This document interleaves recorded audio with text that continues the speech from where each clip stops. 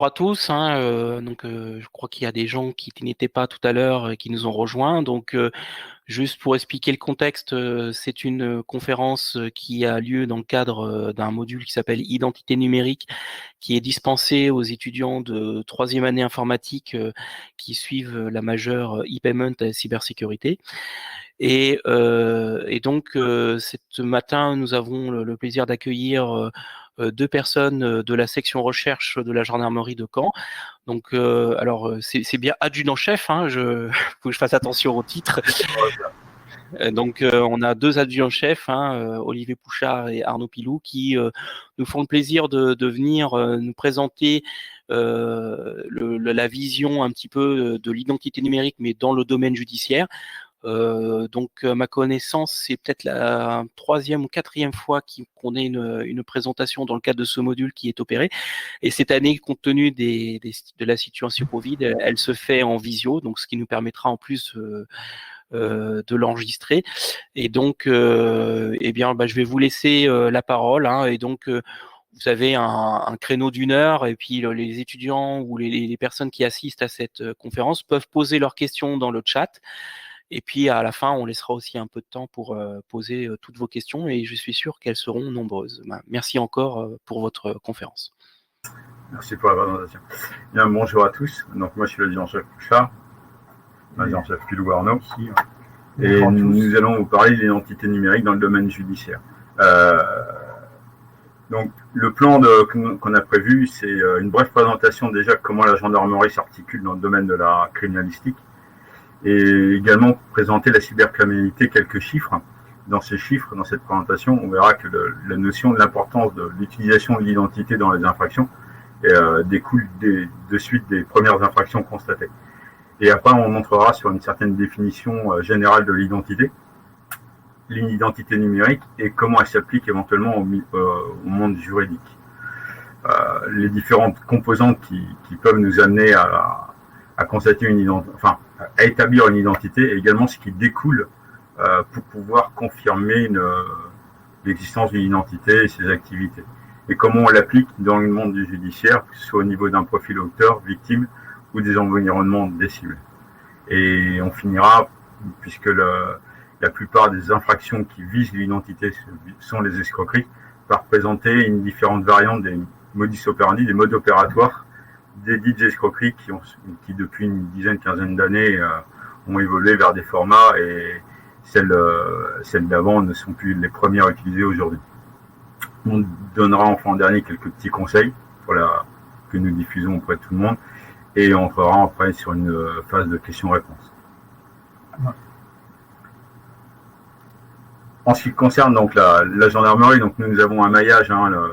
On représente 90% des PME, des PMI qui sont implantés en zone gendarmerie. Les zones gendarmerie, c'est toutes les zones qui ne sont considérées comme non urbaines. Bon, pour ceux qui ont suivi l'actualité, il y a un livre blanc qui est paru en début de semaine. Et le découpage va peut-être être refait au cours de l'année, revu un peu corrigé, mais grosso modo, nous avons une plus grosse partie du territoire pour 50% de la population. Notre mission première à la base, ça reste la sécurité et le renseignement. Nous avons quelques spécialistes et bien entendu en tant que structure militaire, nous avons également une gestion de réserve, des réservistes. Au niveau de l'articulation, nous avons un organisme central qui est le PJGN, le pôle judiciaire de la gendarmerie nationale, qui est réparti en deux grandes catégories dans mon informatique et ces deux catégories sont déclinées jusqu'au niveau groupement, c'est-à-dire des départements.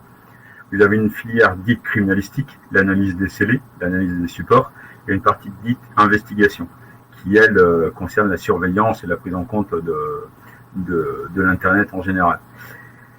Pour l'Internet, la filière investigation, vous avez le service central de renseignement criminel de la gendarmerie, le SCRC, qui comprend divers bureaux, le C3N, le centre de lutte contre les criminalités numériques. À l'intérieur de ce centre, vous pouvez trouver plusieurs départements.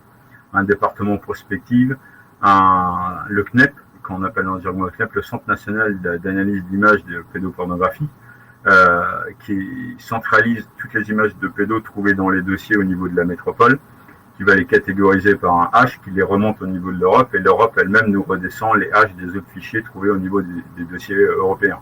ce qui permet d'avancer plus vite dans la catégorisation des fichiers lors des analyses forensiques. Nous avons un département d'atteinte au système des traitements automatisés de données, les stades. Dans le jargon, on appelle ça un stade. Et c'est ce qui prend beaucoup d'ampleur, notamment avec les entreprises. Une partie des entreprises n'appartiennent pas dans notre spectre, puisqu'elles relèvent en tant que OIV des organismes d'intérêt vital qui sont gérés par l'ANSSI, qui elle dépend du Premier ministre et non pas du ministre de l'Intérieur. Il y a enfin un département des activités illicites sur Internet, le DA2I, qui lui va surveiller tout ce qui est escroquerie, usurpation d'identité, menaces, etc. Ça, c'est la filière investigation. De l'autre côté, vous avez la filière dite criminalistique. Donc là, c'est l'IRCGN, l'Institut de recherche criminelle de la Gendarmerie nationale, qui lui-même également va comprendre plusieurs divisions. Vous trouvez dedans la division criminalistique ingénierie numérique. Et à l'intérieur de cette division, nous allons trouver plusieurs départements qui vont traiter les scellés ou les fichiers trouvés dans les scellés. Donc le premier, c'est le département informatique électronique, dit INL. C'est celui qui a le plus haut volet de pratique dans l'analyse forensique chez nous. C'est par exemple eux qui vont aller jusqu'à démonter des puces pour extraire les données qui sont dedans. Ils peuvent aller jusqu'à l'abrasion pour faire les contacts. Enfin, c'est eux qui ont le plus haut volet technique, y compris technique physique. Après, il y a le département signage et mal-parole, qui lui a pour vocation de travailler tout ce qui est l'amélioration des images, sons, vidéos, les fameux améliorations images de nuit pour retrouver les plaques. Le département documents, c'est pour déceler la modification, l'authentification des documents dans le cadre des fraudes. Et le département véhicule, qui lui va prendre beaucoup d'importance, puisque vous avez peut-être déjà en mémoire l'analyse du véhicule qui a été fait avec l'accident de Diana, la princesse. C'est eux qui l'avaient pris en compte pour l'analyse déjà de tout ce qui est informatique. Et dans le cadre des véhicules connectés, c'est un département qui tente à exploser d'ores et déjà actuellement sur la perspective. Donc ça, c'est au niveau central. Après, on descend du central, c'est-à-dire du national, on passe au niveau, chez nous, au régional. Donc la région, pour nous, c'est la région de Rouen maintenant, la région Normandie. Et les sections recherche, là où nous sommes implantés, ont une vocation régionale. Nous sommes répartis en 3 divisions, une atteinte aux biens, une atteinte aux personnes, et une division délinquance économique, financière et numérique, la D2FN, dont le groupe cybercriminalité dont nous faisons partie, Arnaud et moi, est intégré. Au niveau de la section recherche, nous distinguons par le fait que nous avons vocation à prendre en compte que les dossiers graves, complexes, sensibles ou sériels. Tous les autres dossiers vont être gérés au niveau du groupement, au niveau des BDRJ ou des brigades de recherche ou des brigades. Au niveau de la plateforme cyber, vite fait, nous sommes 5 enquêteurs au niveau de la SRCAN pour 3 départements, 5 départements maintenant. Et nous avons fait un maillage de CNTech, de correspondants NTech, qui vont en quelque sorte faire le relais au niveau de la population avec les locaux, avec les gendarmes qui, eux, vont être en bleu, en tenue, et qui, en plus de faire cette partie-là, vont faire tout le travail habituel de police-secours. Grosso modo, nous sommes formés, la gendarmerie a pris en compte le numérique depuis 2002. Nous sommes à peu près 170 techniciens d'un niveau licence fait à l'UTT, l'Université technologique de Troyes. Il existe un niveau Master 2 qui a été un peu réduit en portage. Nous avons grosso modo 1200 CNTech au niveau national et sur la région, nous sommes actuellement à 130. Nous avons des moyens techniques dits avancés, nous avons des solutions un petit peu très onéreuses qui sont implantées au niveau de la région. Et nous avons des compétences judiciaires étendues dans le sens où, par exemple, nous pouvons utiliser, il existe un module d'IESP qui, quand on parle d'identité numérique, c'est le seul cas dans le droit où un enquêteur peut créer et utiliser une fausse identité dans le cadre de l'infiltration sur Internet et de la surveillance. Alors, ce slide date un peu, nous n'avons pas trouvé les derniers chiffres. C'est juste pour donner un ordre d'idée quand on parle de cybercriminalité. Nous sommes en plusieurs centaines de milliards d'euros, de dollars. Et c'est les projections, j'aime bien les chiffres canadiens parce qu'ils sont très en vogue et ils suivent de très près tout ça. Et déjà, de toute manière, ils considéraient que la cybercriminalité impactera 70% des infractions dans les 5 à 10 ans. Et ça, ils ont écrit ça il y a 1 an ou 2 et ça se vérifie sur le portage. C'est-à-dire que quand on parle d'impacter les infractions, c'est-à-dire que ce soit une infraction directement concernée par la cybercriminalité ou la cybercriminalité est une aide ou une complicité dans le cadre de la réalisation. Quand on parle d'escroquerie, l'escroquerie existe depuis le début de la civilisation. Ce n'est pas une infraction nouvelle liée à la cyber, en revanche, elle la facilite grandement. Ce tableau-là est intéressant parce qu'il réalise que une grosse partie des entreprises, 7 entreprises sur 10 sont victimes d'attaques, par exemple au cours de l'année, et on s'aperçoit que les top 5 des tentatives de fraude et des fraudes réalisées vont être quasiment toutes basées sur l'identité. C'est-à-dire que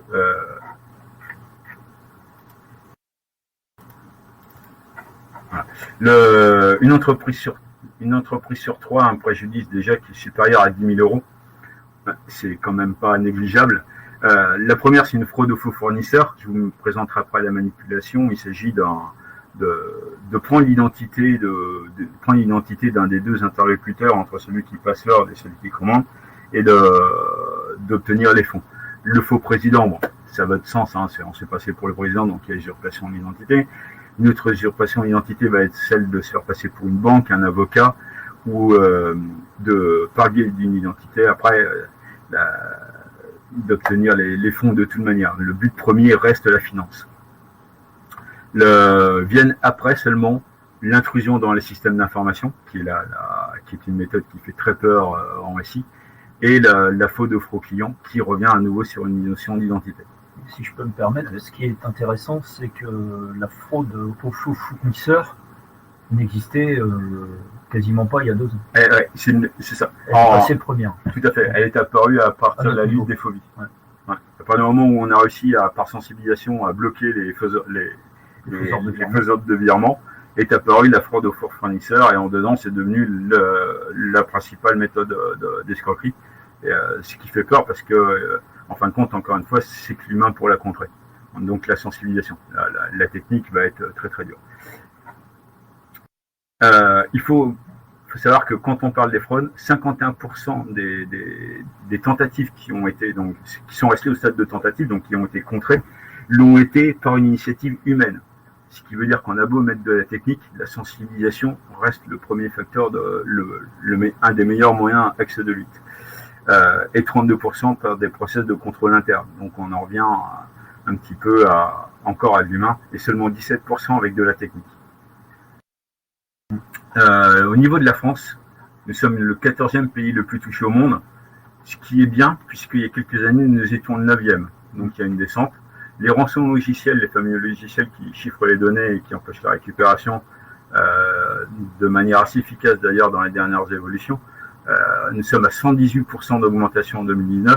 Et je ne vous cache pas que les stats avec le Covid et le confinement, je crains que ce soit encore plus cette année. Sans risque Plus de 100 000 signalements ont été effectués à Pharos. Alors Pharos, c'est une plateforme qui reçoit les signalements de tout ce qui est contenu illicite sur Internet.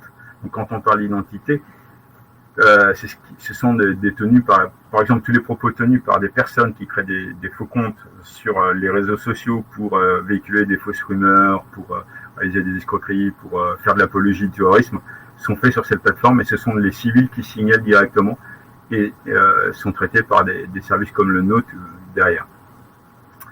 En France, 67 000 dossiers concernent le cyber en 2019. Ça, c'est des chiffres qui sont... faire les statistiques pour la cybercriminalité s'avère très très difficile. Hein. C'est même écrit dans les rapports du Sénat. Là, les chiffres qu'on a, notamment, viennent d'un rapport du Sénat. Et ce qui est intéressant de voir, c'est que, en gros, on reste plus de 3/4 de ces attaques, de ces infractions concernent des escroqueries. Et puis avec le moteur habituel qui reste le phishing, l'envoi par mail. Donc c'est assez intéressant. Pharos dont on a entendu parler très récemment avec l'actualité. Et puis on y reviendra, mais il y a aussi effectivement toute une notion liée au signalement qui concerne, puisqu'aujourd'hui les signalements sont faits la plupart du temps sur des pseudos et non pas sur des identités réelles. Et une partie du boulot de Pharos notamment, c'est d'essayer d'associer une identité réelle à ces pseudonymes.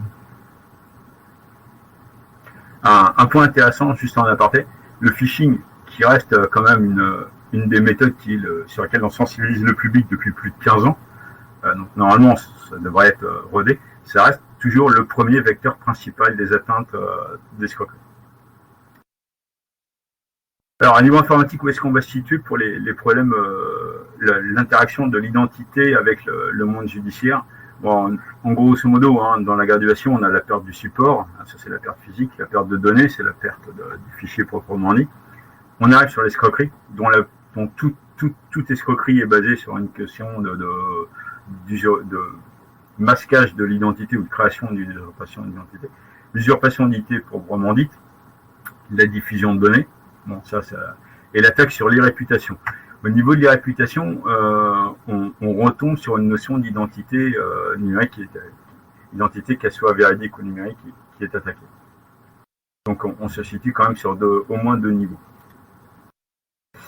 Alors, au niveau des identités, d'une manière générale, on va dire qu'au niveau légal, déjà, il y a la notion d'identité qui est créée à partir du simple nom, prénom, date de naissance, sexe, filiation. Ça, c'est l'identité administrative.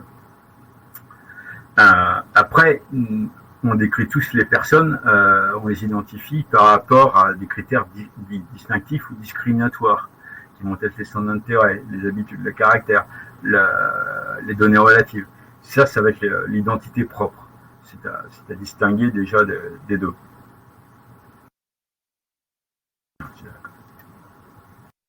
Une identité numérique, déjà, elle est l'arbre à côté est assez bon pour l'imager, la décrire. Elle va être collectée à partir de tous les traces, les multimédias lus, déposés, les propos, les posts, les inscriptions, les divers comptes, les identifiants, toutes les différentes applis utilisées. Elle va être générée par les navigations sur le réseau et le profilage est effectué par les gérants des services utilisés. Il faut savoir qu'il y a déjà au moins 5 ans, il y avait des études, des études assez poussées qui ont été faites et les algorithmes des grands GAFA sont considérés comme mieux arriver à cerner les réactions d'un individu que ce que lui-même va penser faire. Il y a eu des tests de fait et ils arrivent très très bien à faire un petit peu du prédictif. Donc ils arrivent à créer, même s'ils ne connaissent pas le nom, prénom, la date de naissance, ils arrivent à recréer la notion de l'individu et ce que l'individu va faire de ses interactions. Au niveau juridique, une identité existe dès l'instant qu'elle a des droits de propriété, droit de vote, le droit d'agir, et des obligations. C'est en gros aller travailler, déclarer les impôts, les payer, respecter des règles, respecter les règles de loi. Donc une personnalité juridique se définit comme une aptitude à être titulaire de droits et soumis à des obligations. Donc ça peut être une personne physique, un être humain, mais ça peut être également ce qu'on appelle dans le monde judiciaire, juridique, une personne morale. Une personne morale, c'est une entité. Et dans les personnes morales, on va distinguer deux, les droits publics et les droits privés. Les droits publics, c'est tout ce qui est État, les régions, les départements, les administrations, universités, hôpitaux. Et vous avez après les personnes morales de droit privé qui sont créées par la volonté de plusieurs individus. Et donc, en gros, plusieurs individus peuvent former une autre identité au niveau de la loi. Ça peut être une société, une association ou un syndicat.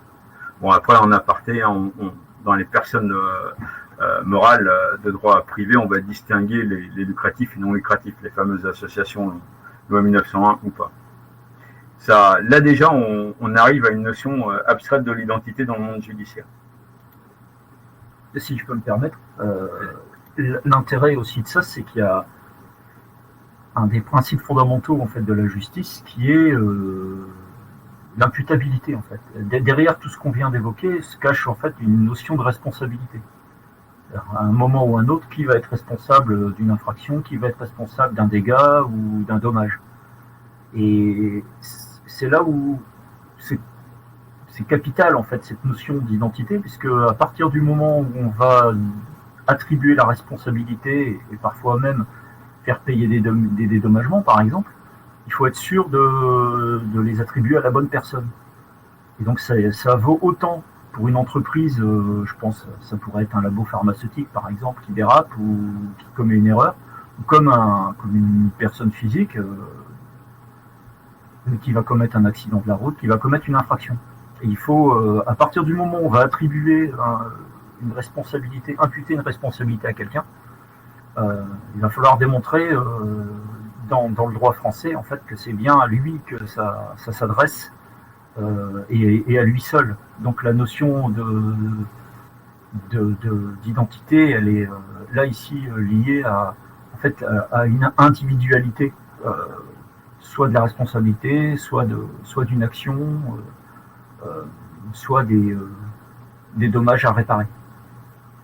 C'est peut-être pas forcément si évident que ça au départ, mais pour nous c'est important parce que c'est un des principes fondamentaux en termes judiciaires.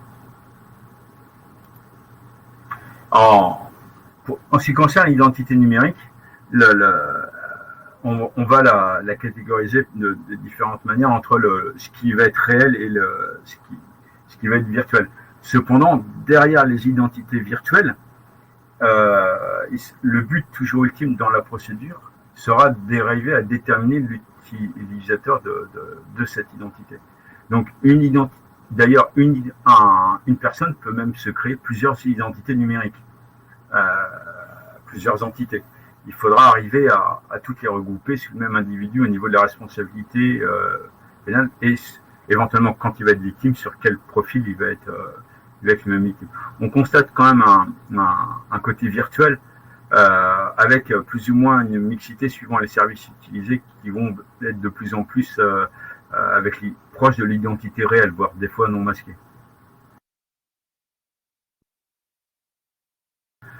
Le but premier de la police judiciaire, c'est de confondre les auteurs des crimes et des délits.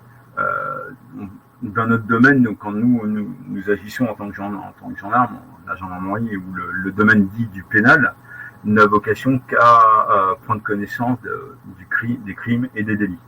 À ce titre-là, tout ce qui est doléances civiles ne font pas partie de notre domaine. Donc nous, ça reste identifier les auteurs.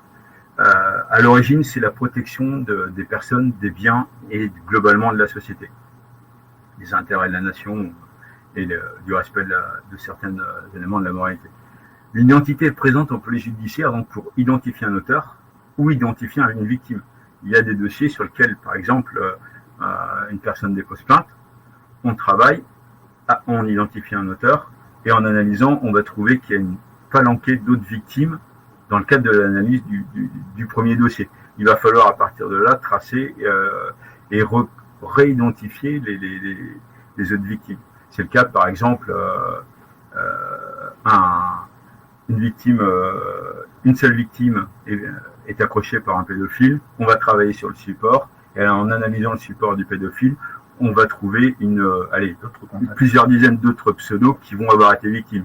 Il va falloir retomber à partir de ces identités numériques sur les identités physiques pour aller éventuellement savoir ce qu'il en a été et jusqu'où c'est allé.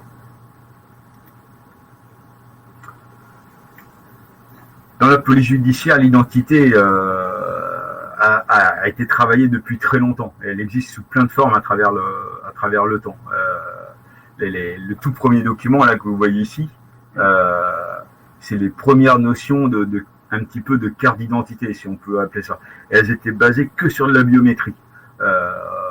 On va pas détailler sur les notions biométriques, certains étaient allés jusqu'à la catégorisation des identités par les formes de visage ou autre. Hein. Là, c'était beaucoup plus basique que ça. C'était la taille. C'était essentiellement des mesures basées sur le squelette à l'âge adulte, qui reste encore d'ailleurs dans certains types de procédures valables. Par exemple, pour la distinction de mineurs. Est-ce qu'un individu est encore mineur ou pas? On va faire des radios du squelette.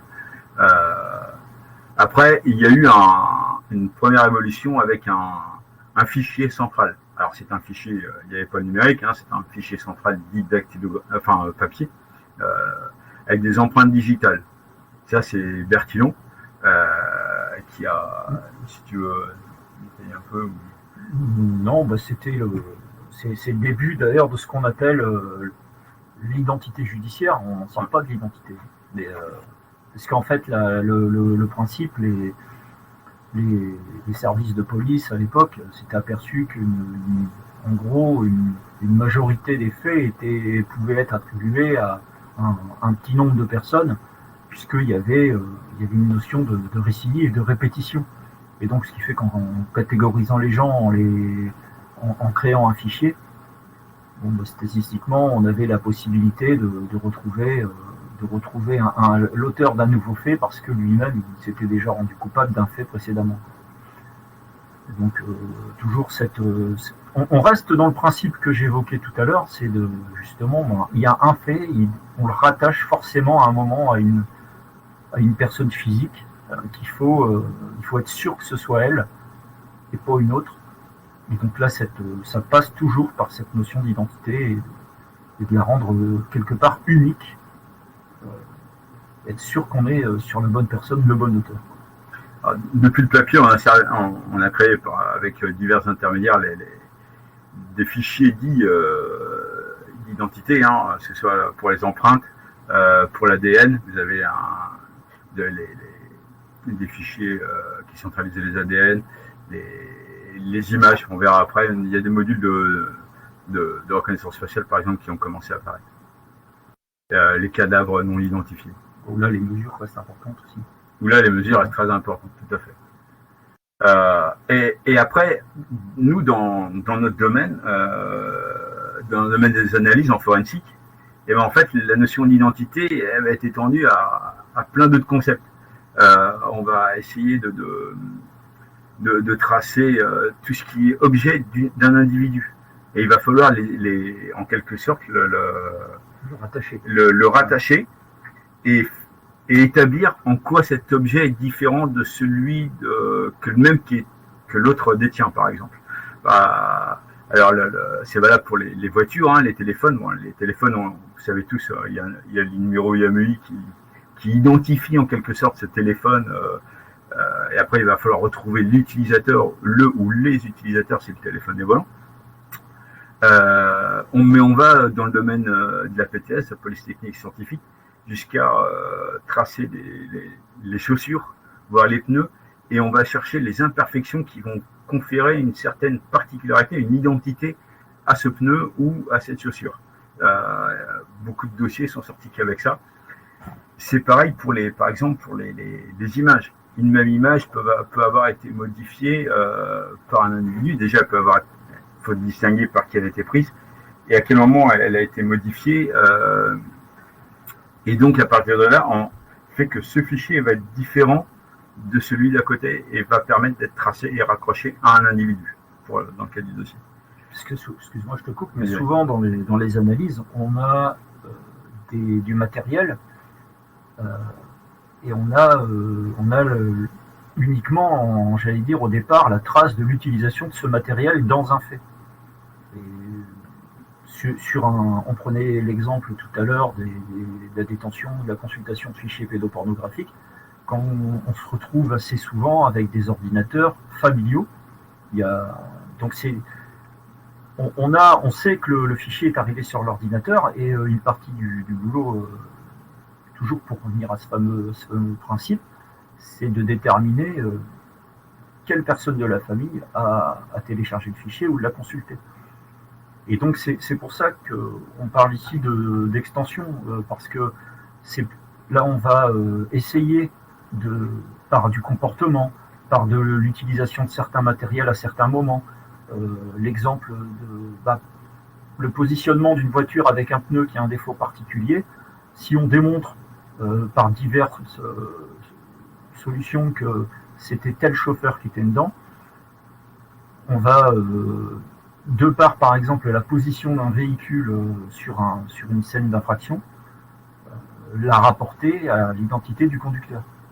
Donc c'est un peu, on appelle ça, c'est un peu une méthode d'identification par rebond, je dirais. C'est indirect. Et tout le souci qu'on a, en fait, c'est d'arriver à faire valider ça, c'est-à-dire à avoir suffisamment d'éléments pour dire, tel téléphone, on sait que c'est telle personne qui l'a utilisé. Ou telle clé USB, ou tel document qui a été signé numériquement, parce que le code n'était connu que de lui. C'est en fait de faire le lien entre, on va dire, des identifiants et une identité.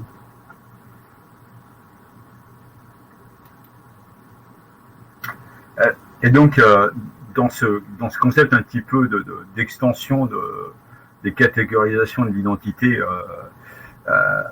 déjà, il y a l'ADN qui est utilisé dans le milieu d'épreuve, l'identité génétique, donc l'ADN, mais également, plus précisément, on peut aller jusqu'à tracer les mitochondries qui permettent d'avoir des lignées familiales par les femmes.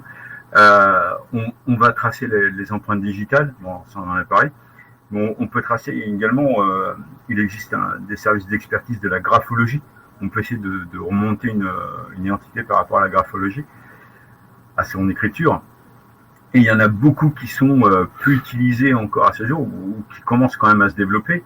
Il y a l'identité sonore. On peut travailler des notions d'identification d'individus à partir de la voix, de l'accent, du timbre, des variations de prononciation. Il y a la fameuse reconnaissance faciale qui quand même commence à se développer d'une manière assez importante, notamment au niveau des téléphones portables.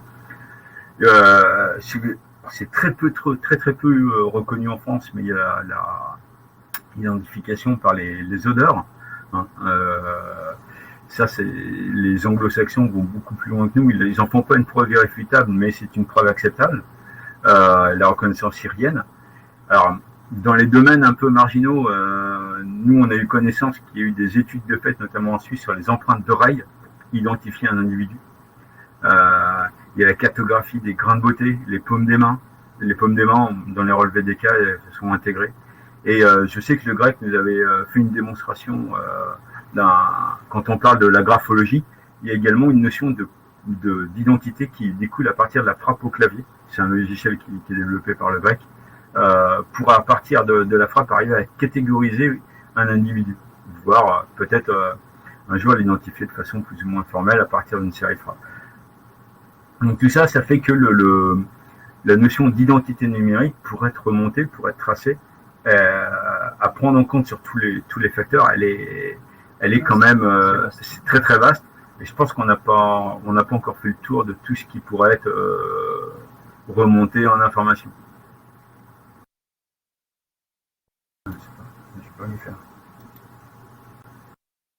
Enfin, il ne faut pas perdre de vue que la plupart, dans notre domaine, dans le judiciaire, comme on l'a dit depuis le début, la plupart des notions d'identité sont raccrochées à l'infraction d'escroquerie. L'escroquerie, elle a un but premier et un seul but au final, c'est de faire de l'argent. C'est purement pécunier.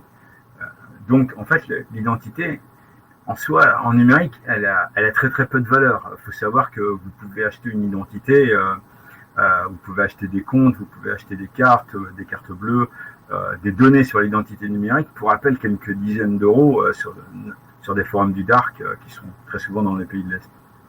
En revanche, l'utilisation qui peut être faite, ça va générer des milliers. Une simple carte bancaire, pour peu que ce soit une gold, c'est des milliers d'euros. Si vous mettez la somme, si cette identité, par exemple, on va parler des phobies à une époque, il est donné d'une identité d'un patron qui avait fuité sur cette véritable adresse mail, sur toute son identité numérique, ce sont des fois des centaines de milliers, voire dans certains cas, c'était en millions d'euros qui ont été donnés par les entreprises à partir de ces escroqueries. Donc il faut pas perdre de vue que autant à la base, ça peut être d'acquisition assez simple, que ce qu'on peut en faire peut avoir un préjudice qui est vraiment très élevé. Enfin, je reviens là-dessus, mais j'insiste bien, l'escroquerie, on en parle beaucoup, on la développe, mais C'est pas parce qu'elle n'est pas arrivée avec l'Internet, elle existait avant. En revanche, ce que permis Internet, je pense, c'est de là où avant l'escroc ne pouvait attaquer qu'une ou deux personnes au cours de l'après-midi, avec Internet, il peut en attaquer 10 000.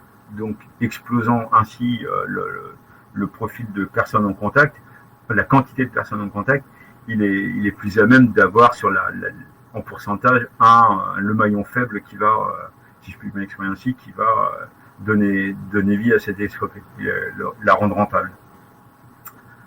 À partir de là, puisque ça reste quand même l'escroquerie, le premier, je vais vous présenter quelques manoples, quelques manières d'opérer, où une identité numérique a été utilisée dans le cas de l'escroquerie. Vous allez voir, les évolutions, elles sont directement basées à partir des sécurités qu'on a mis en place. Et on rejoint un petit peu le concept qui se passe sur les plateformes de vente, où quand à un moment donné, on va sécuriser l'acheteur, du coup, les escrocs vont prendre le profil de vendeur. Et quand on va sécuriser le vendeur, parce qu'il y en a trop qui sont victimes, ils vont reprendre le profil d'acheteur, puisqu'à un moment donné, il faut bien favoriser l'un ou l'autre dans le cadre de la chaîne de sécurité. Alors, dans les courriels, par exemple, puisque le phishing, ça reste le premier vecteur, vous allez avoir deux grands types d'attaques avec les courriels. C'est l'usurpation d'une adresse existante en la prenant avec un autre domaine. Ça vient en général d'une fuite de renseignements sur les dirigeants. C'est très facilement contré. Une simple sensibilisation du personnel à vérifier le nom de domaine derrière le nom présenté, et on sait tout de suite que c'est pas l'officiel. Ça paraît facile, hein, puisqu'il y a même des filtres en sécurité informatique qui peuvent être mis en place pour authentifier ou bloquer en quelque sorte tous ceux qui vont être extérieurs. Mais cette manop-là, ça reste celle qui a été utilisée pour tous les phobies pendant plus de 5-6 ans. Et qui est toujours en cours. Elle marche encore aujourd'hui. Et enfin, vous avez l'infiltration à partir du gestionnaire du compte mail original, la prévention efficace, hein, il suffit d'avoir des mots de passe sécures, de vérifier les accès, etc. En revanche, une fois qu'elle est opérée, elle est très très dure à contrer par la mise en place. Alors, il ne faut pas les confondre avec justement le phishing, où là, en quelque sorte, par le biais d'afficher ou de vendre un certain jackpot, gagner des milliers en donnant que 10, par exemple, qui vise plus particulièrement les particuliers que les entreprises. En général, tous ces trucs-là, le bon sens permet de les passer. Mais malgré tout ce qu'on dit avec l'histoire du bon sens, à un moment donné, ça finit quand même par passer. Il faut bien avoir conscience, et pas toujours chez des personnes qui sont dénuées de bon sens. Voilà, c'est plus à un moment donné le moment de faiblesse qui fait qu'on a la tête ailleurs et qui fait que l'escroquerie passe. Alors, avec un nom de domaine existant, en fin de compte, vous savez très bien qu'au niveau technique, on peut très bien afficher en expédition l'adresse mail que l'on veut, et en fait, faire provenir le mail d'ailleurs. C'est ce qui est directement utilisé dans tout ce qui est faiseur de virement et une palanquée d'escroquerie. La plupart du temps, il suffit d'aller regarder dans le mail de retour ou dans l'entête, et on s'aperçoit que ce qui est affiché est différent que le nom réellement expédié. C'est bête, c'est très facile à contrer, mais c'est toujours ce qui a été utilisé et qui passe encore aujourd'hui.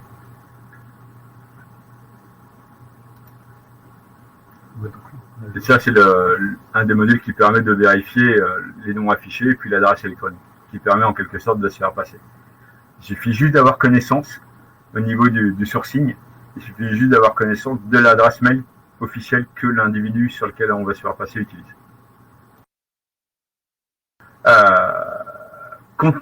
Concernant les phobies, le contenu de mail était quasiment tout le temps. Il faisait appel à une transaction d'OPA qui était bien entendu urgente, sinon elle allait être loupée, et elle devait être secrète parce que si elle se savait dans l'entreprise, elle allait poser problème. Donc la personne ne devait surtout pas en parler, donc elle était valorisée par la mise en confiance, en quelque sorte. Le gars qui se faisait passer pour le patron la mettait en valeur, puisqu'elle était la seule à avoir connaissance et lui faisait confiance à elle et pas aux autres. Le virement devait bien entendu avoir lieu très rapidement. Et très souvent, les escrocs, après ce contact par mail, passaient par un contact téléphonique. C'était assez assez efficace. Et il se permettait de mettre des références à des éléments externes qui étaient des usurpations d'identité tiers. La plupart du temps, ils allaient jusqu'à dire qu'ils pouvaient prendre contact avec un cabinet d'avocats, sur lequel ils allaient jusqu'à créer le faux site d'un véritable cabinet d'avocats qui existait. Donc là, il y avait une usurpation d'identité directe une autre usurpation à l'intérieur de cette usurpation d'identité, d'escroquerie. Et le virement était systématiquement fait à l'étranger, dans des pays un petit peu moins regardants, où on peut créer un compte internet en utilisant bien entendu une fausse identité, à nouveau. En quelques clics, on appelle quelques minutes, on crée un faux compte.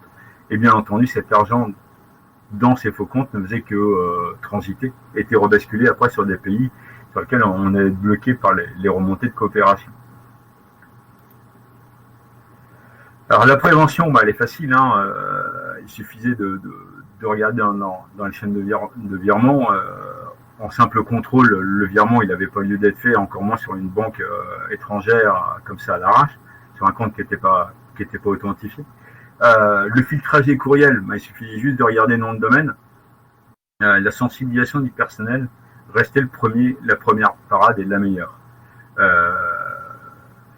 C'est ce qui a mis un peu de temps. Il a fallu quand même quelques années pour arriver à la sensibilisation et faire passer le message, ce qui était actif, puisque aujourd'hui les phobies sont quand même et les escroqueries au président sont quand même devenues beaucoup plus rares. Il y a beaucoup plus de tentatives que de réussites. Et bien entendu, il ne suffisait jamais utiliser la fonction transfert ou répondre pour pallier à cette escroquerie. D'une manière générale, si on va approcher un petit peu par le parole, quelques règles.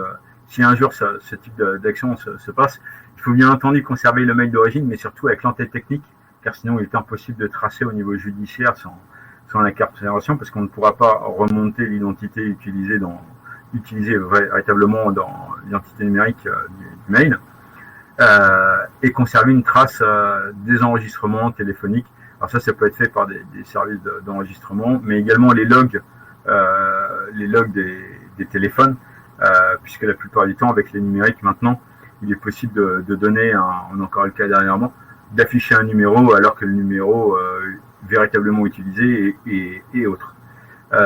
Et tous les types de correspondances utilisées. Par exemple, quand on parle, j'ai un cas précis où les correspondances sont importantes, puisqu'un des documents fournis, en le démontant, on a pu retrouver des traces d'autres identités utilisées à l'intérieur préalablement entrées. Donc en fait, on a pu obtenir un historique des documents avec différentes identités dedans. Donc ça, il faut que ce soit conservé au format d'origine.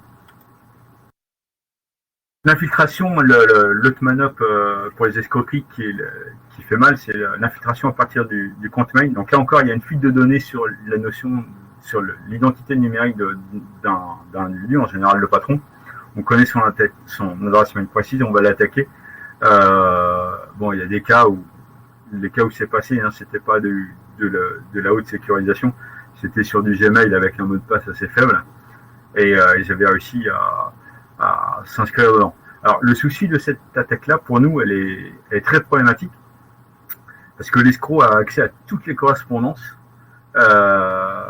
et tant que l'intrusion n'est pas décelée, elle perdure. Et elle peut, en quelque sorte, c'est un peu le pire des scénarios pour nous, c'est ce qu'on appelle un man in the middle. L'escroc peut rester en écoute. La victime continue d'utiliser normalement sa boîte mail, elle ne sait pas qu'elle est écoutée, que tout est intercepté, voire elle n'a pas connaissance de tout ce que l'escroc peut envoyer en son nom. Donc c'est un peu le pire des scénarios. On a eu des cas où ça met du temps à être connu, et bien entendu dans ces cas-là, l'escroc en profite pour faire passer des ordres de virement sur des comptes étrangers également. Tant que l'accès n'est pas trouvé, le gars peut utiliser l'identité. Ça fonctionne bien. Quand ils y arrivent, les préjudices sont assez élevés. Les typologies d'attaque, c'est toujours la même. Il y a une grande partie qui est de social engineering. Il y a une fuite des données sur les identités sur les identités numériques qu'une personne utilise. Donc il faut mettre des informations sur les dirigeants. Par exemple, donner. La secrétaire sait très bien que le patron c'est Monsieur X, mais il faut vraiment qu'elle sache quelle identité numérique précise il utilise et non pas de l'approximatif. C'est ce qui va permettre de contrer et c'est ce qui éventuellement peut être mis en boucle de sécurité à l'intérieur des automatismes. C'est ne pas permettre les dérives des usurpations électroniques, des identités électroniques, pardon. Les politiques de mot de passe durcies, la sensibilisation du personnel, puisque comme on l'a vu, c'est plus de 50% des escroqueries peuvent être mis fin par la sensibilisation, par l'humain. L'inflexion des postes informatiques, l'ouverture des pièces jointes, la clé USB infectée, les postes non sécurisés ou non mis à jour. Classique. Très classique. Bien encore là, pour celle-là, c'est pareil, c'est la préservation des preuves pour traçage judiciaire. Il va falloir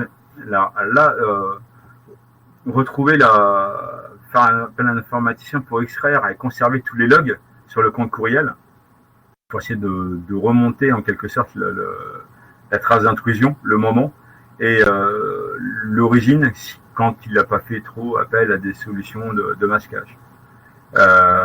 Et bien entendu, dans ces cas-là, la première des bases, ça va être d'avertir tout le carnet d'adresses qu'ils ont peut-être reçu des mails qui n'étaient pas émis par le véritable utilisateur du compte.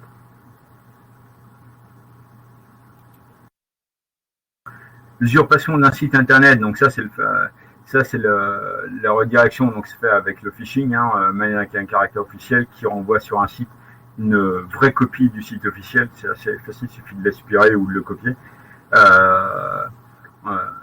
Et donc ça c'est assez basique. Ils enregistrent les identifiants mot de passe et puis ils vont les réutiliser derrière.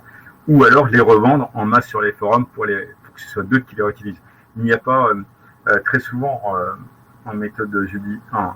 Très souvent certains font un global, part du principe que c'est une criminalité organisée. Non, il y a des criminalités organisées. Vous avez une crime organisée qui va faire son argent en hackant, en trouvant les identités et en les revendant. Et ça va être d'autres qui vont en quelque sorte faire une autre type d'escroquerie ou qui vont gagner leur argent en utilisant, en rachetant ces identités-là. Et il peut y avoir plusieurs entités.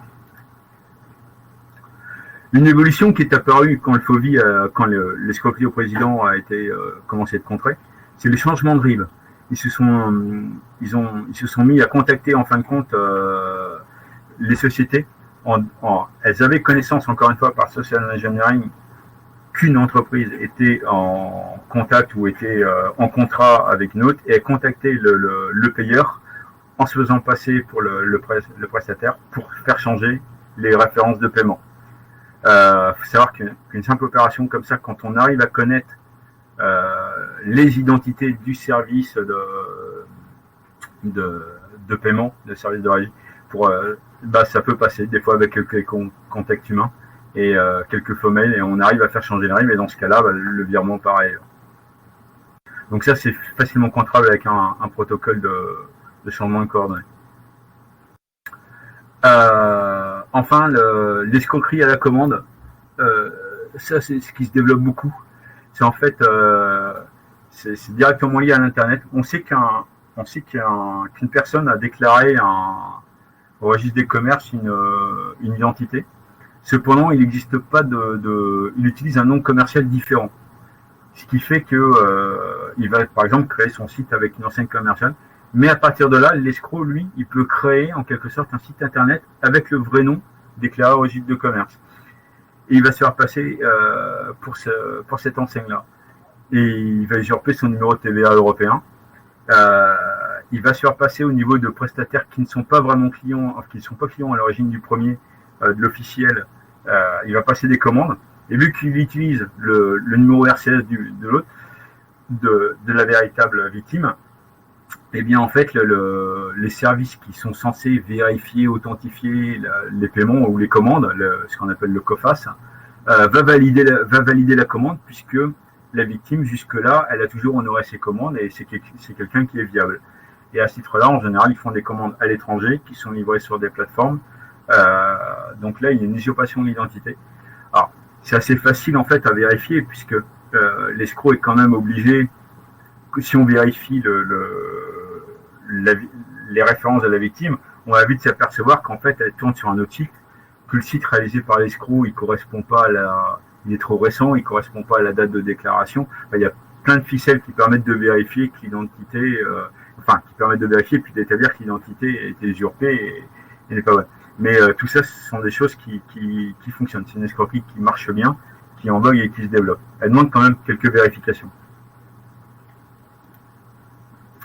Un des derniers types d'escroqueries qu'on a eu sur la région qui est en évolution et qui a fait très mal en man in the middle, donc là, un non-lieu, hein, c'est un escroc et encore une fois, il a connaissance d'identités qui travaillent ensemble, à savoir un prestataire, par exemple une administration qui fasse un marché public et elle sait que c'est telle entreprise qui doit faire le marché public.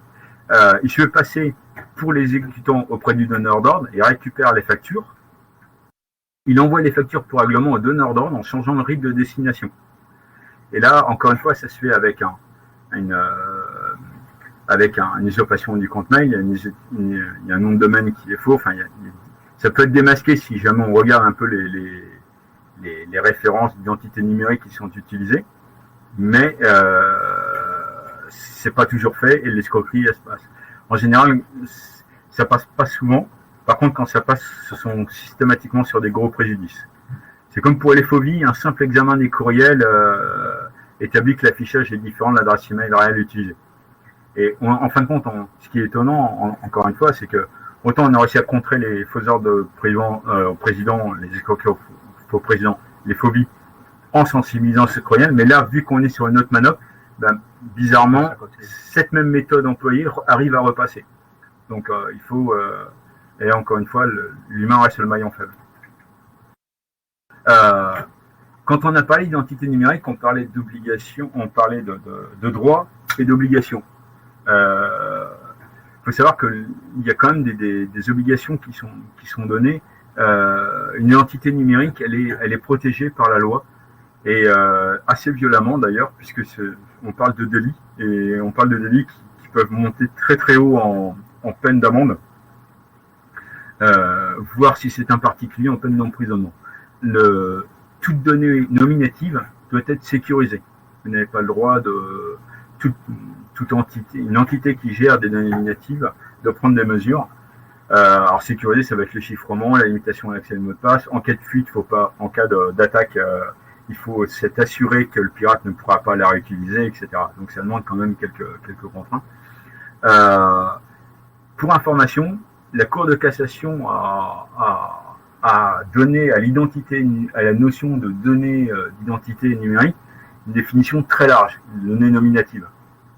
Il s'agit de tout traitement qui permet de remonter à l'identification d'un individu. C'est-à-dire qui ne permet pas d'être directement de donner l'identification d'un individu, mais qui permet de remonter.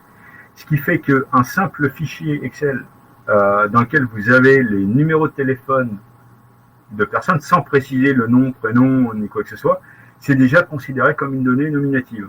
Donc elle entre dans la notion de protection, de chiffrement, de sécurisation, etc. Elle doit faire l'objet d'une déclaration à la CNIL, voire d'une autorisation, minimum ces déclarations, voire une autorisation suivant les portages. Sur le portail du site de la CNIL, il donne les critères. Et il y a une gestion du droit d'accès, du chiffrement et bien entendu des sauvegardes. Et il manque un des critères, c'est du délai de conservation, puisque c'est un des domaines sur lequel la Cour européenne commence à mettre d'ailleurs maintenant des verrous assez stricts. Et il y a le fameux RGPD qui est venu se rajouter parmi toutes ces données-là récentes, qui est un règlement qui n'est pas intuitif. Il demande quand même un petit peu d'appropriation pour arriver à bien le maîtriser. Les conséquences d'atteinte à l'identité, ça va être l'irréputation et l'indélibilité. De nombreuses pages web sont accessibles aux spécialistes et aux curieux. Je ne vous cache pas que nous, dans le judiciaire, le premier réflexe, d'ailleurs tout, je parle de quasiment tout enquêteur, maintenant il n'y a plus que nos services. La première chose qu'on fait quand on fait un environnement d'un individu, avant on faisait l'environnement de son domicile, ses fréquentations. Maintenant, la première chose qu'on fait, c'est on regarde qu'est-ce qu'il affiche sur Internet, avec qui il est en contact, qu'est-ce qu'il utilise comme pseudo. Ça permet de trouver. beaucoup d'éléments sur les individus, sur ses activités, sur éventuellement là où on peut le trouver. C'est également, ne pas perdre de vue, les entreprises, le privé l'utilise énormément en sourcing, des DRH. Et en plus, dans toutes les escroqueries qu'on vient de vous présenter, ça reste toutes ces pertes sur l'identité, là, tout ce qui est affiché, accessible sur le net, sur l'identité numérique, ça reste la première source de social engineering qui va être travaillée.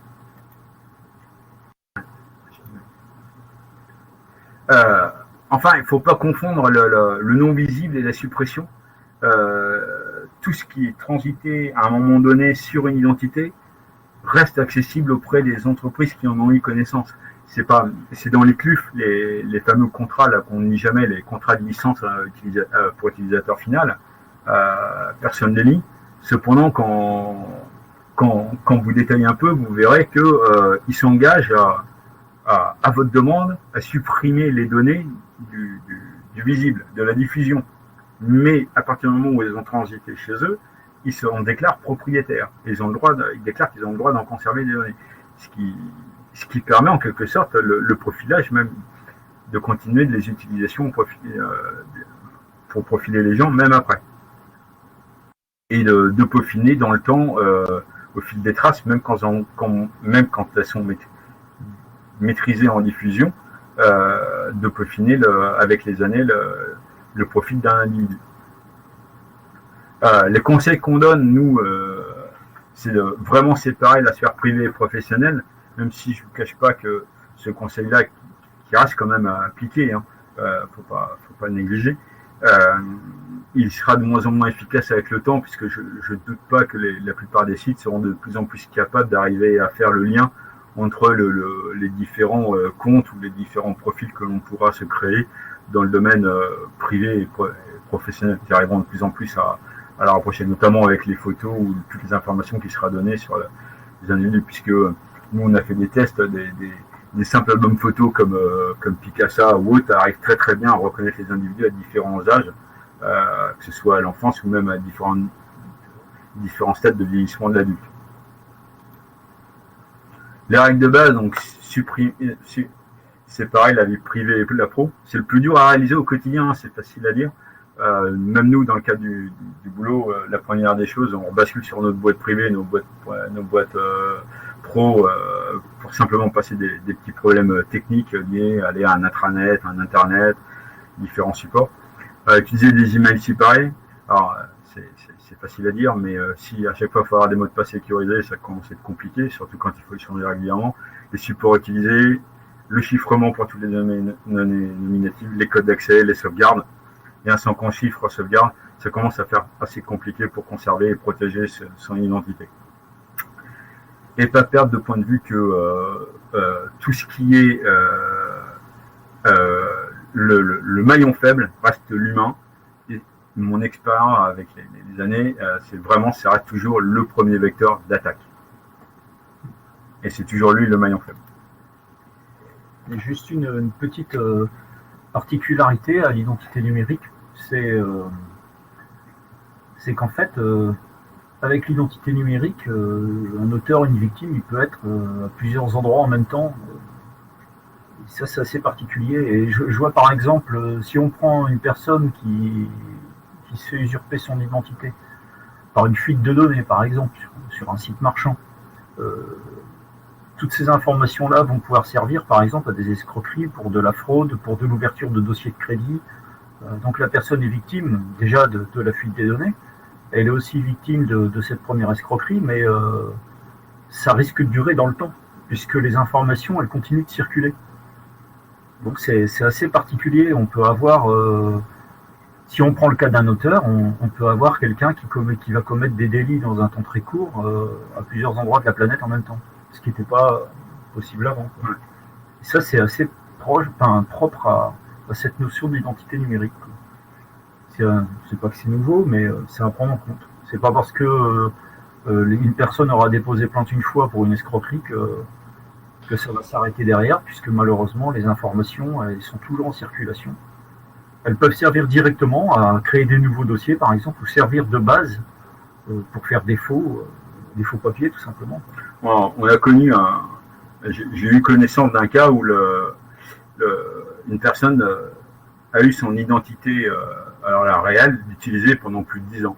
Je vous laisse imaginer la galère que c'est pendant 10 ans de subir des convocations régulières pour des escroqueries réalisées à son nom, à chaque fois sur des fausses identitaires avec des faux papiers qui étaient partis. Et ce sera pareil dans le numérique. Bah, merci beaucoup pour cette présentation qui était très, très intéressante, et puis ça a permis, je pense, d'avoir une vision très concrète de ce que c'est qu'une attaque sur l'identité numérique, parce que bon, moi dans mon cours je parle d'attaques vraiment théoriques, mais là c'est vraiment sur le terrain. Et donc je suis sûr que ça va susciter un grand nombre de questions. Donc n'hésitez pas, toutes les personnes là qui assistent, à poser vos questions dans le chat, des questions sur ce qui vous a été présenté, mais peut-être même vous pouvez aussi poser des questions plus générales sur les activités, notamment de la section recherche au quotidien. Donc là, je vois que ça commence à écrire. Donc je vais laisser la parole aux étudiants, et puis bon, ils vont les écrire dans le chat et je vous laisse y répondre. Okay. Pas de souci, on a pas eu du temps, n'hésitez pas.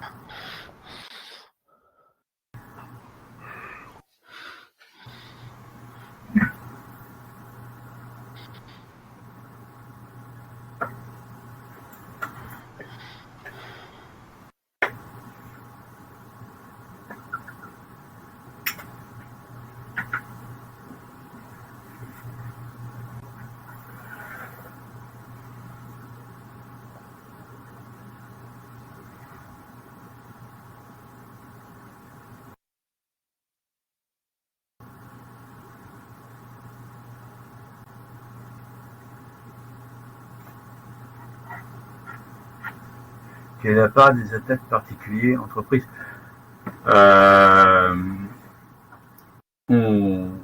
C'est quand même, on va dire 80%, ouais, un grand nombre de particuliers, beaucoup plus de particuliers que d'entreprises. Pour moi, la ratio, comme ça, je dirais 8 pour 10, ouais, 80. Après, il y a un phénomène, on n'en a pas parlé, mais l'irréputation. C'est lié à la irréputation, c'est-à-dire que on a parlé de la difficulté de faire des stats. C'est parce que aussi toutes les attaques, toutes les atteintes ne sont pas forcément détectées, mais en plus, quand elles sont détectées, elles sont pas forcément dénoncées, elles font pas forcément l'objet d'une plainte, ce qui a du mal à faire remonter l'information.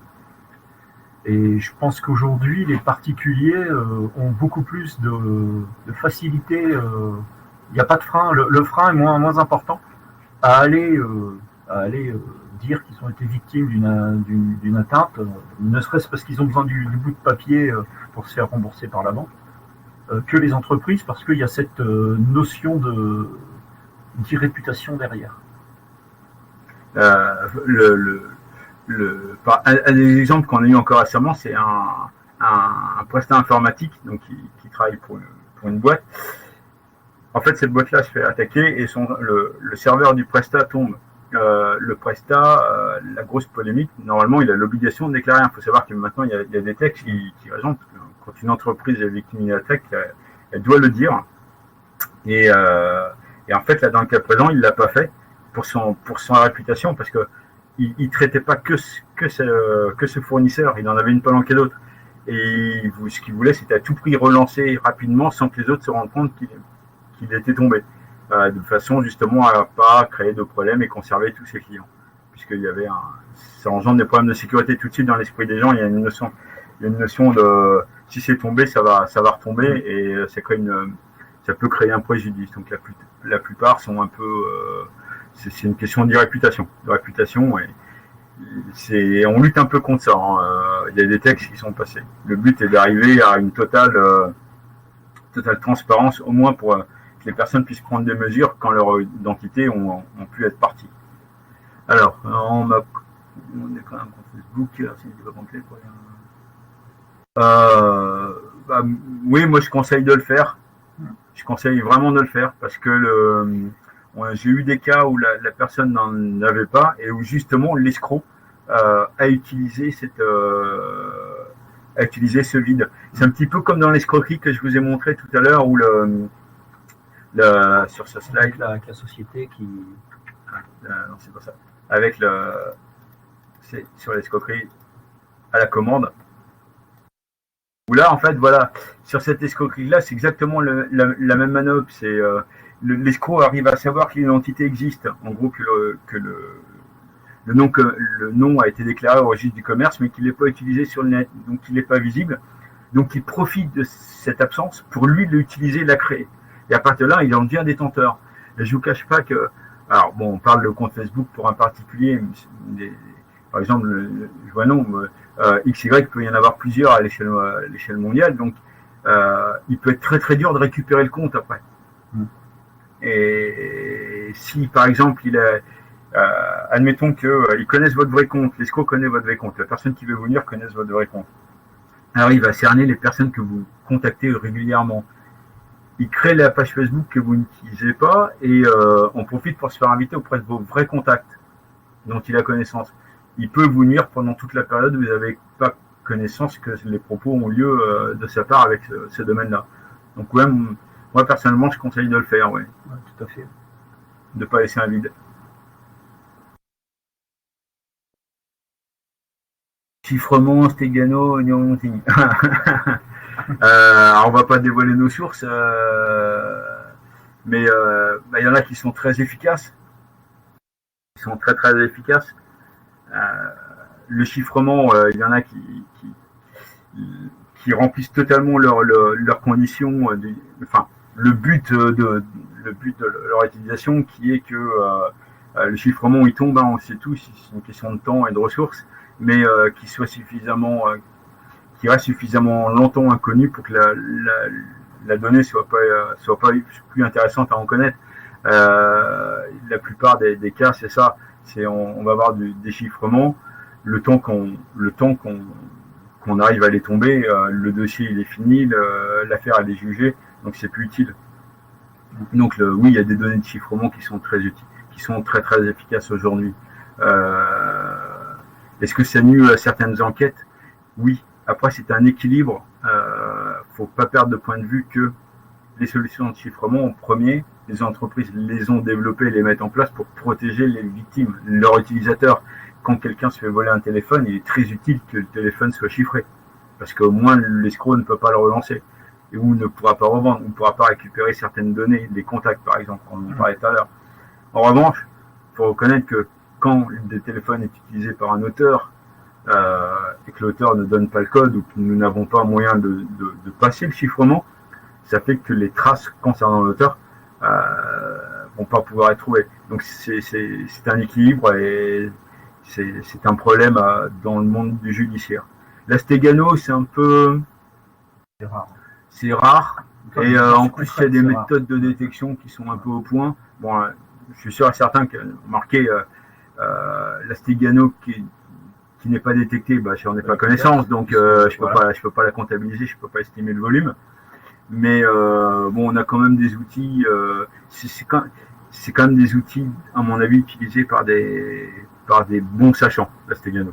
Ce qu'on peut dire, c'est qu'on voit quand même une évolution. Une bonne partie des supports qu'on en analyse restent, du moins les connaissances techniques, le profil des utilisateurs est plutôt moyen. Et pourtant, on commence à voir arriver depuis quelques années justement des solutions anti-forensiques.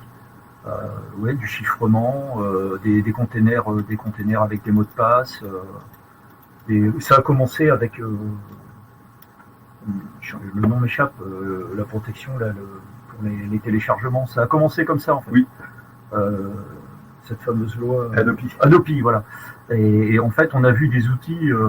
C'est comme je dis souvent, c'est un canon de marine pour tuer une mouche, quoi.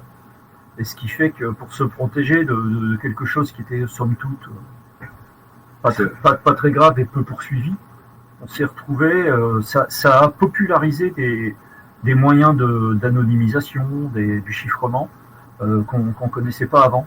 Et c'est vrai qu'aujourd'hui, on peut on le rencontre il n'y a pas besoin d'avoir un étudiant en informatique pour avoir ce genre de choses, quoi. L'union routing, oui, il est très très développé. Il est quasiment pas contrable, hein. Je vais pas mentir. J'ai affaire à des sachants, donc voilà. À notre niveau, il n'est pas contrable. Après, on peut baser dans le judiciaire sur d'autres méthodes d'attaque, d'autres manières d'attaquer.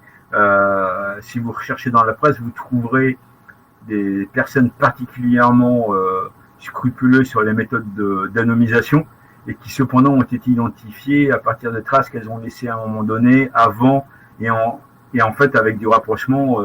J'ai par exemple deux exemples en tête, hein. C'est celui qui gérait le site de vente de stupes. Il est tombé uniquement à partir d'un poste qu'il a laissé 15 ans auparavant. Comme quoi, voilà. on conserve des traces. Voilà, encore une fois, c'est des traces d'Internet qui tombent.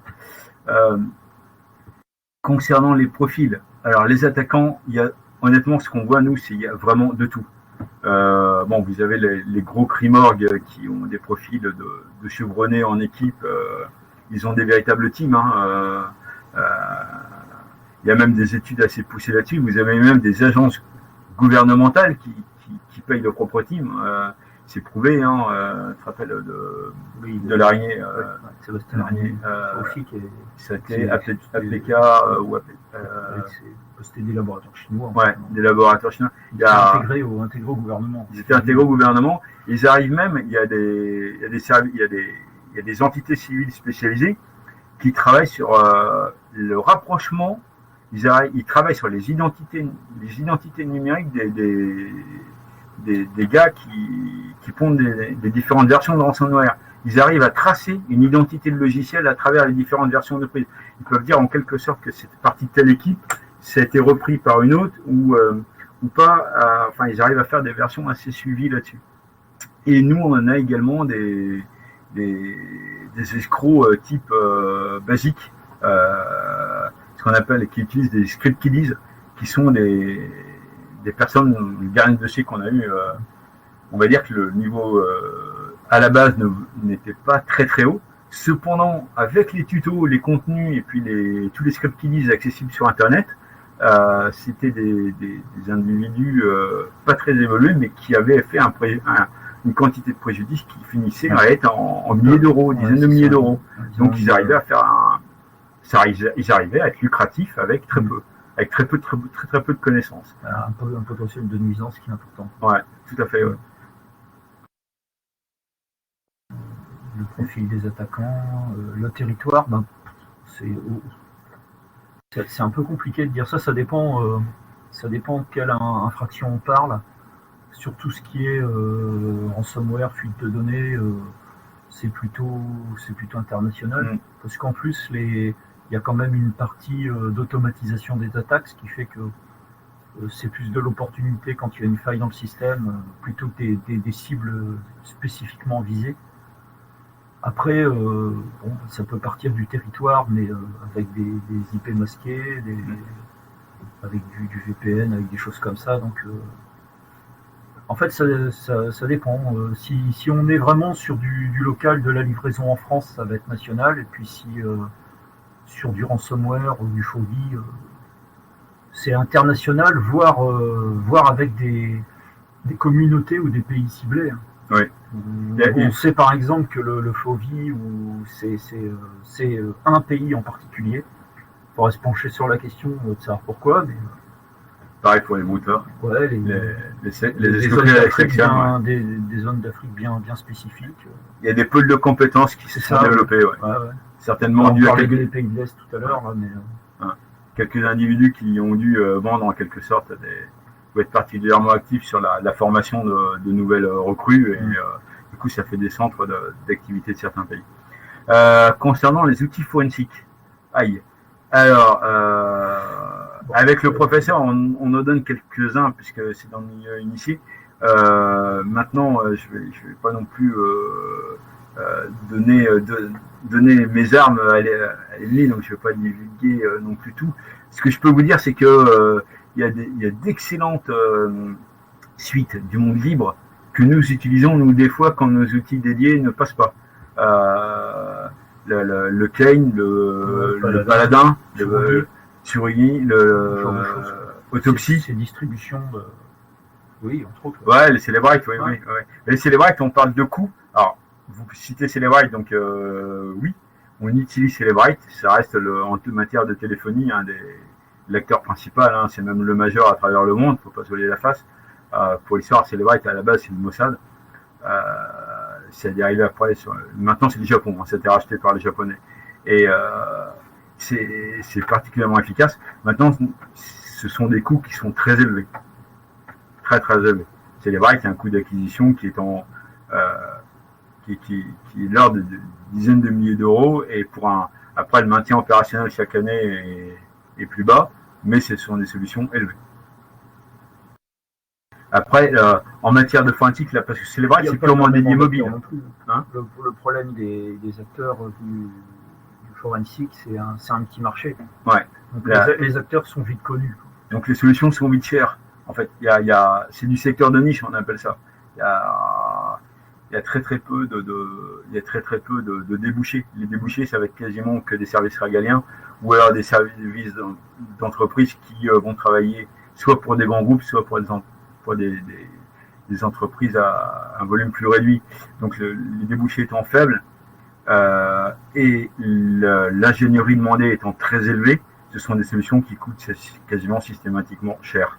Celebrite, par exemple, à l'époque, il y a 7 ans, je sais que Celebrite, c'était 400 ingénieurs qui travaillaient à temps plein. Quand on pense que ça fait que vendre des solutions d'analyse de téléphone portable et de GPS à travers le monde, il faut y arriver à rentabiliser. Après, il y a des concurrents à Celebrite, hein. Il y a MSAB, il y a Oxygène qui est très très bon, qui est un logiciel russe, une mobile edit forensique. Voilà, il y a quand même quelques concurrents. Ceci étant dit, les concurrents sont pas vraiment moins chers que Celebrite. Hein. Oula. Est-ce possible d'extraire l'identité numérique même si les attaques ou des outils qui cachent l'identité? Alors, si les outils cachent l'identité, ça va être compliqué. Mais est-ce qu'on arrive à passer des fois derrière des VPN? Oui, il existe des ficelles. Et puis l'enquête, c'est un tout. Et c'est un tout. Ça va être une agglomération